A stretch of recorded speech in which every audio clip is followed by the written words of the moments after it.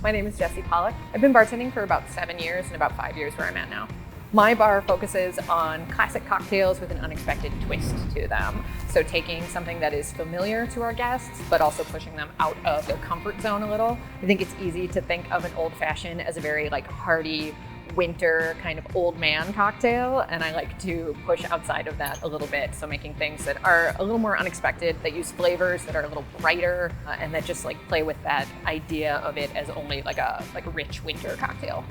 I'm making an old-fashioned variation with Keeper's Heart Irish American whiskey. I'm gonna start with a ice sphere that actually has a flower frozen into it, and I chose that because I wanted to really accentuate the bright floral notes that are in this whiskey and make kind of a summery variation on an old-fashioned. And I think the visual aspect of it is the first part that's going to give the guests their cue as to what they're drinking and what it's going to taste like and what sort of vibe it should give them.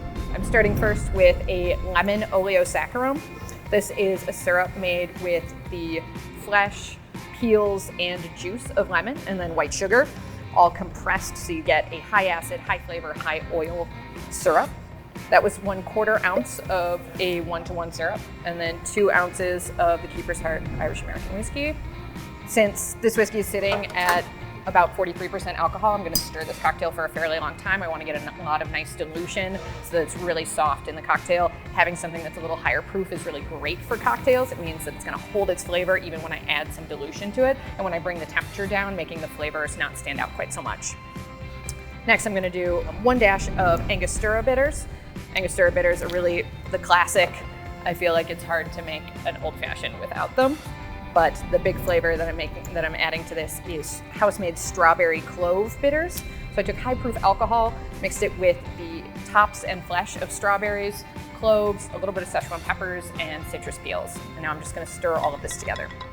Like I said, I want to get a fair amount of dilution on this to really open up those flavors and make sure everything is kind of working together. I don't have any flavors fighting each other at all.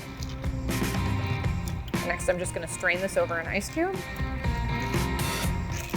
And then orange is very common with an old-fashioned. People use orange peel, but again, I really want to make sure this cocktail, the citrus peel that I'm using, is waking it up, not putting it to sleep. So instead of orange, I'm going to use lemon because I want to kind of accentuate those bright citrus and floral notes.